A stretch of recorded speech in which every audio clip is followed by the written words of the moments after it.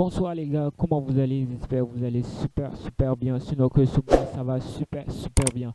Donc sans plus tarder, je pense que je vais aller sur le vif du sujet. Voilà, concernant les cours, le cours sur les supports et les résistances qui est très important, d'accord?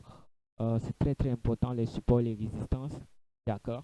Voilà, donc voilà ce qu'on va essayer de faufiler, on va essayer de voir, bon, fait qu'en soit, ce que c'est bonjour ou bonsoir, donc je l'ai fait dans la soirée, mais je vais vous envoyer ça demain matin, d'accord? Donc ce qu'on va essayer de voir, les supports, les résistances, les différents types de supports et de résistances, très important, d'accord? Parce qu'on a plusieurs types de supports et de résistances. On a les supports et les résistances horizontaux, les supports et les résistances, voilà, dans une tendance de manière haussière ou baissière. D'accord. Ensuite, le dernier type de support et résistance, ce sont les zones flip. D'accord. Voilà. Donc, exemple de support de résistance dans un canal haussier. Par exemple, on a pour les supports et résistances horizontaux, on a ça. Le marché va faire un truc comme ça. D'accord. Ça va former support résistance. Voilà. Ça va former un truc comme ça. Support résistance. Ça, c'est de manière horizontale, d'accord? C'est de manière les supports résistance horizontaux. Maintenant, on peut avoir les supports résistance de manière haussière, d'accord? De manière haussière. Ça, ce sont des canaux, d'accord? On peut avoir ça, on peut parler ça de canaux. La résistance en bas, le support en bas, la résistance en haut, d'accord? On peut avoir ça de manière baissière, d'accord? Ça va ici en baissant, ça forme les hauts et les bas de plus en plus bas, d'accord? Ça forme, bon, désolé, ma main est un peu, euh, je ne suis pas trop, bon, c'est pas grave. Ce n'est pas grave, l'essentiel est que vous comprenez que c'est quand même support aux résistances, d'accord? De manière baissière, d'accord? Ça, ce sont les supports, les résistances et de manière baissière ou canaux, d'accord? Ça, ce sont les canaux haussiers et les canaux baissiers, d'accord? Ensuite, on a les zones flip. Les zones flip, c'est lorsqu'un un support devient une résistance ou une résistance devient un support. Est-ce que vous voyez? Par exemple, on a ça, et le marché casse, ça revient en bas et ça fait ça. Vous voyez cette zone où le marché a cassé, il est descendu et que le marché est venu buter plusieurs fois, c'est une forte zone. Je vais essayer de retracer ça, vous allez voir clairement les supports et les canaux. D'accord. Par exemple, on a les zones flip, on a ça. D'accord. Ça. Ensuite, le marché casse euh, ce, ce support-là et il descend en bas. Ce qui le marché va venir faire, il va venir retester encore là, retester une deuxième fois la zone encore, cette même zone de support vers le dessus, et voir retester une troisième fois et continuer de chuter. Ok, c'est lorsque ce support est devenu une résistance pour lorsque le marché passe en bas de ce truc là. D'accord. Donc c'est lorsque les zones flip, c'est lorsqu'on a plusieurs touchés dans une zone. D'accord. Plusieurs touchés dans une zone vers du haut vers le bas. D'accord. On va voir ça sur le marché. Donc c'est ça les zones flip. D'accord. Les zones flip, c'est ça.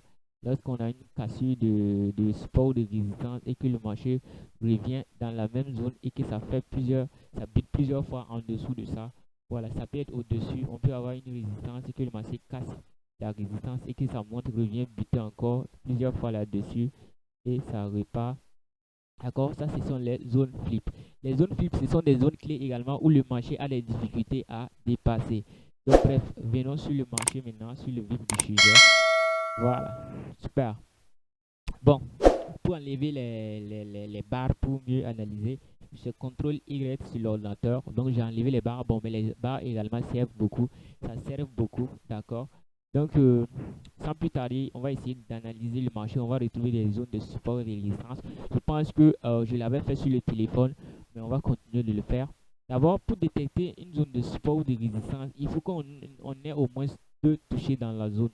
Il faut on ait au moins deux touchés ou deux touchés vers le haut ou deux touchés vers le bas pour pouvoir tracer. Par exemple, pour tracer un, un support ou une résistance, il faut qu'on ait au moins une fois, deux fois, que le marché ait touché une zone au moins deux fois afin que l'on puisse tracer pour dire que c'est une résistance, voilà, ou un support si c'est vers le bas. D'accord? Pour dire que c'est une résistance pour notre cas ici. D'accord? Apparemment, le marché vient de s'ouvrir. D'accord? Maintenant, comment on trade? Soit on attend troisième rebond ici. Et puis on va essayer de se positionner au niveau de du troisième rebond pour vendre. Maintenant, quand on vend, on va essayer de clôturer lorsque le marché va revenir vers le support. D'accord? Ici, on va vendre à la troisième touchée, soit à la quatrième touchée ici. OK? Soit à la cinquième touchée que le marché va venir. D'accord? Mais attention, à partir du moment où le marché casse, le marché touche au moins 2, 3 et 3, 4 fois la résistance. OK? Donc, 4, 5 fois 3, 4, 5 fois la résistance ou le support, c'est-à-dire que ça s'affaiblit. D'accord? C'est-à-dire dans le futur, ils vont casser ça, ils vont casser cette résistance, OK? Et puis revenir rebondir là-dessus et puis repartir. À ce moment, ça va nous donner la tendance que le marché va prendre. On appelle ça pullback. D'accord? Pullback. On appelle ça pullback. PLB. D'accord? Le pullback, c'est lorsque le marché casse quelque chose, c'est-à-dire une zone et revient rebondir dans cette zone. D'accord? Avant de repartir. C'est ça qu'on appelle pullback. D'accord? PLB. Pullback. D'accord? Le marché casse et revient rebondir avant de repartir. Lorsqu'on a pullback après une cassure, c'est que le signal est bon. Ok? Le marché va aller d'autant plus loin dans sa cassure. D'accord? Donc, on a deux manières de trader les supports et les résistances.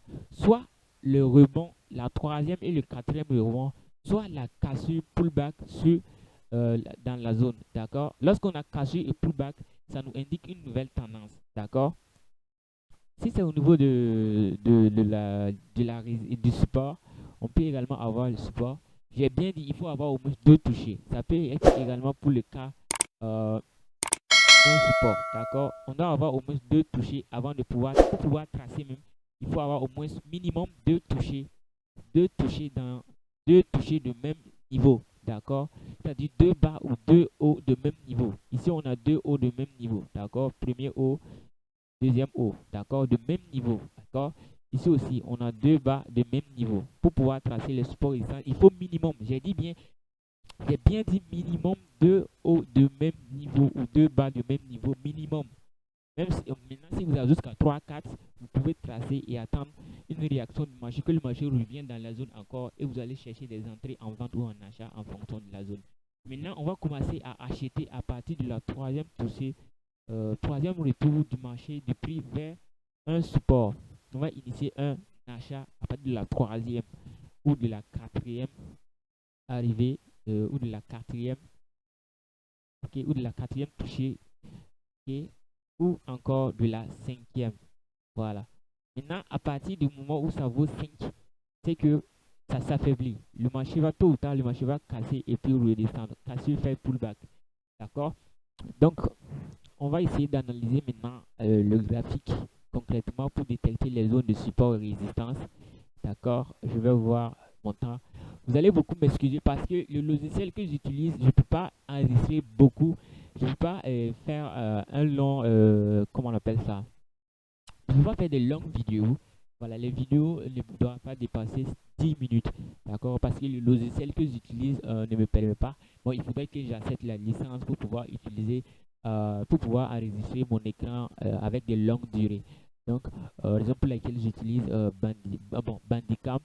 Bon, je ne peux pas enregistrer plus de 10 minutes. D'accord. Donc, je vais essayer de relancer la vidéo pour qu'on analyse ensemble. Bon, pour que j'analyse afin que vous voyez comment on détecte. Donc, je vais relancer la vidéo.